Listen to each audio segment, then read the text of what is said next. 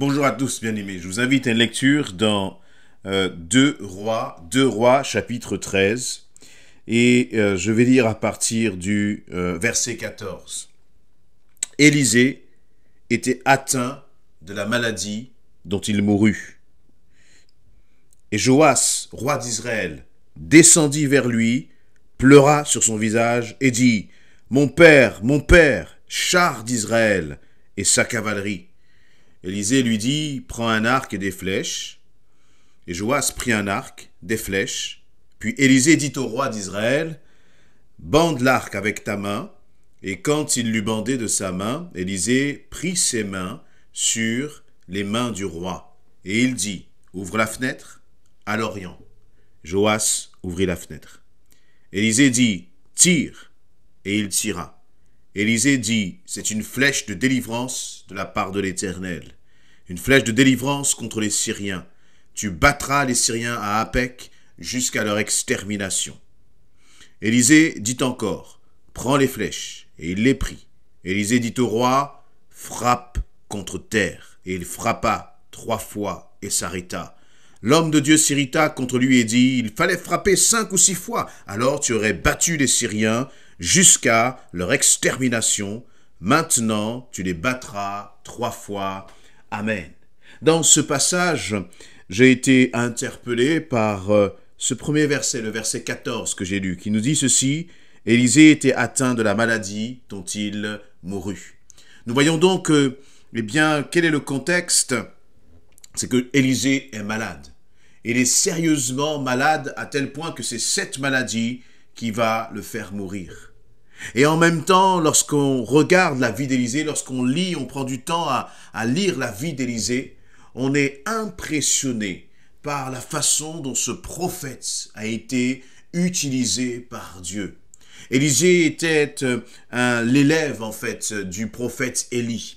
Et Élisée avait lorsque Élie est monté vers le ciel, Élisée était ce prophète qui a hérité de l'onction d'Élie. Il a hérité de son manteau, d'un manteau d'onction, et puis il a commencé à rentrer dans une vie de miracle. Il a commencé à vivre un ministère puissant, à tel point que même lorsqu'il devait passer le Jourdain, il a frappé le Jourdain avec ce manteau, le manteau d'Élie, et puis le Jourdain s'est ouvert devant lui. Il est passé à sec. Une autre fois, il a été chez cette veuve qui n'avait quasiment plus rien, qui avait juste un peu d'huile. Et Élisée, il a commencé à prier, et puis l'huile s'est multipliée dans la maison de cette femme qui était veuve. Et elle a été, bénie en abondance avec cette huile et ce miracle qu'Élisée avait accompli. C'est sous le règne, le ministère d'Élisée que l'ensemble des prophètes de Baal ont été éradiqués du pays. C'est aussi c'est Élisée que Dieu a utilisé pour guérir ce lépreux Naaman qui avait ses problèmes de peau. C'est Élisée encore que Dieu a utilisé pour ressusciter, par exemple, le fils de la Sunamite. C'est aussi Élisée qui avait son serviteur Géasi et qui a demandé au Seigneur d'ouvrir les yeux de son serviteur Géasi pour que celui-ci puisse voir la multitude d'anges qui étaient autour d'eux contre l'ennemi. Élisée était un homme avec un puissant ministère. Élisée était utilisé par le Seigneur avec autorité. Et donc, lorsque l'on voit la vie d'Élisée, et lorsque l'on voit d'ailleurs comment Élie, son père spirituel, est parti, on est étonné, impressionné de voir et on se pose des questions. Verset 14, je relis ce verset, Élisée était atteint de la maladie dont il mourut. Et même dans ce moment-là, de souffrance, de douleur par rapport à cette maladie, le roi Joas va venir voir Élisée. Il va venir voir et nous a dit, il pleura. Il pleura parce qu'il voyait Élisée très certainement dans cette maladie. Il pleura parce qu'il voyait Élisée comme diminué physiquement. Mais même dans ce moment, Élisée n'était pas diminué spirituellement. Pourquoi? Parce que lorsque Joas vient pour voir Élisée, très certainement que Joas vient pour encourager Élisée. Et Élisée va lui dire au verset 15, prends un arc et des flèches. Et puis donc, le roi Joas va prendre cet arc, va prendre cette flèche, il va tirer une flèche. Et Élisée va lui dire, eh bien, cette flèche, c'est une flèche de délivrance. Mais c'est le symbole de ta victoire sur les Syriens. Et puis à un autre moment, il va lui dire, tu vas prendre encore d'autres flèches et tu vas tirer dans le sol. Et c'est ce que le roi Joas va faire. Il va prendre des flèches. Et puis il va en tirer que 3. Et puis ça va être, Élisée va lui dire, va prophétiser, va dire, bien ça c'est le signe de ta victoire aussi. Même sur son lit de mort, Élisée servait le Seigneur. Élisée prophétisait. Élisée manifestait la puissance de Dieu. Et ce que je vois à travers cela, c'est que oui, notre chair peut être touchée. Parfois, notre chair peut être atteinte. Mais notre esprit est plus puissant que notre chair. Et l'Esprit de Dieu est plus puissant que notre chair. Ce que nous voyons, c'est que dans ce passage, Élisée a servi son Dieu jusqu'au bout. Même sur ce lit d'hôpital, cette maladie encore, alors ce n'est pas un lit d'hôpital, mais même cette maladie était, c'est à travers lequel il mourut. Et on peut se poser des questions, mais comment, Seigneur, tu as pu permettre que ton serviteur Élisée puisse mourir de cette maladie? Lui qui a, à travers lequel tu as ressuscité ce jeune homme. Lui à travers lequel il y a eu des guérisons, des délivrances. Et voilà qu'Élisée, ton serviteur, Seigneur, tu permets qu'il meure par une maladie. L'essentiel n'est pas de savoir comment nous allons mourir. Mais l'essentiel, c'est de servir Dieu jusqu'au bout. L'essentiel, c'est même de renoncer à soi-même, comme Élisée l'a fait. L'essentiel, c'est de croire que, quel que soit ce qui peut arriver à ma chair, eh bien, le Saint-Esprit est tout-puissant à travers ma vie, à travers ta vie. Et là, eh bien, je vois que Élisée glorifie le Seigneur. Parce qu'il aurait pu se lamenter. Il aurait pu peut-être dire, mais Seigneur, tu m'as abandonné. Et il n'a jamais dit cela. Il ne s'est pas comporté comme cela. Mais jusqu'au bout, il a servi son Dieu fidèlement, fidèlement. Et que peut-on dire de notre Dieu? Comment Dieu peut laisser la maladie porter atteinte à la vie d'Élisée? Et c'est là que nous apprenons autre chose. C'est que Dieu est souverain. C'est lui qui décide de toutes choses. Que ce soit par la maladie, que ce soit peut-être par une mort de vieillesse, j'allais dire, entre guillemets, naturelle. Nous mourrons tous un jour. Et ce qui est important, ce n'est pas de savoir comment nous mourrons, par quels moyens nous mourrons. Mais ce qui est important, c'est de tenir ferme jusqu'au bout. Et de rester, de demeurer dans la foi jusqu'au bout. Quelles que soient les épreuves que nous traverserons ou que nous traversons.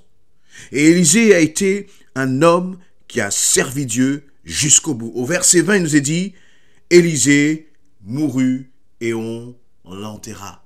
Et ce qui est intéressant, ce qui est, comment dire, une joie, c'est de voir que juste avant ce verset 20, c'est que Élisée encore une fois a prophétisé. Élisée encore une fois a été un instrument entre les mains de l'Éternel. Et c'est ce qui compte. Ce qui compte, c'est d'avoir l'assurance d'être sauvé. Ce qui compte, c'est de servir Dieu jusqu'au bout. Et là, il y a 2 éléments importants. Premièrement, avoir l'assurance d'être sauvé. Mais ce n'est pas parce que nous avons l'assurance d'être sauvés que nous devons vivre n'importe comment. Ce n'est pas parce que nous avons l'assurance d'être sauvés que nous devons vivre notre vie comme si elle nous appartenait, comme si nous pouvions en faire ce que nous voulons, et de se dire, mais de toute façon, je suis sauvé, alors peu importe, je vais vivre ma vie pleinement parce que j'ai l'assurance d'être sauvé. Ce n'est pas du tout ça, ce à quoi le Seigneur nous appelle.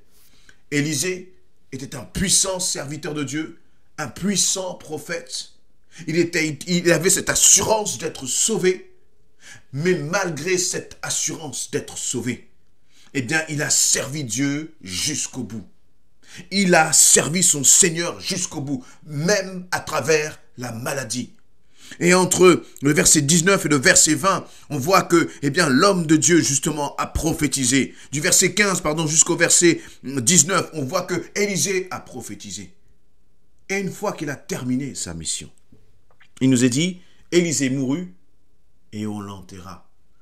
Que toi et moi, mon ami, mon frère, ma sœur, nous puissions avoir cette conviction de servir Dieu par-dessus tout. Et je crois que malgré la maladie, Élisée est mort en paix. Il est mort en paix parce que il y a une paix que la maladie ne peut pas vous voler. Il y a une paix que la maladie ne pourra jamais vous arracher.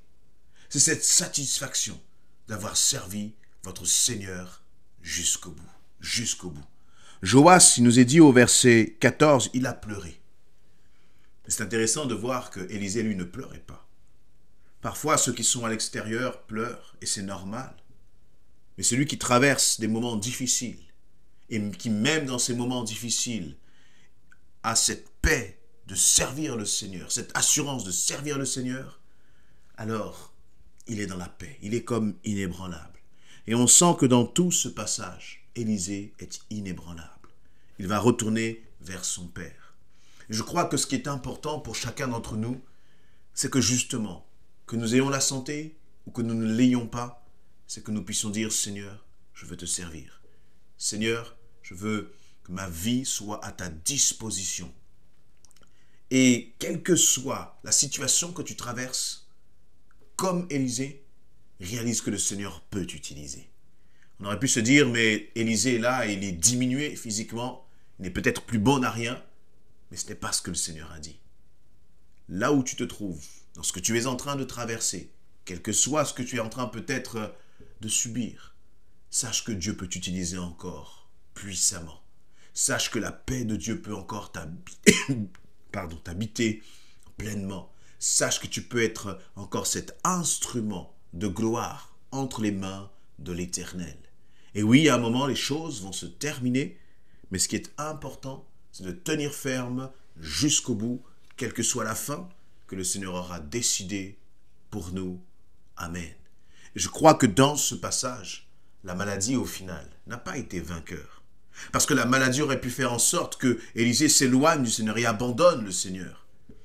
Mais l'ultime victoire de Josué, ce n'était pas la guérison d'Élisée.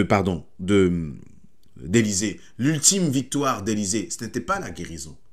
L'ultime victoire d'Élisée, c'était que même à travers la guérison, il est resté attaché au Seigneur. Et toi, mon ami, est-ce qu'il y a quelque chose qui pourra te séparer de l'amour de Jésus-Christ? Ne renonce jamais. Attache-toi au Seigneur, quoi qu'il en coûte.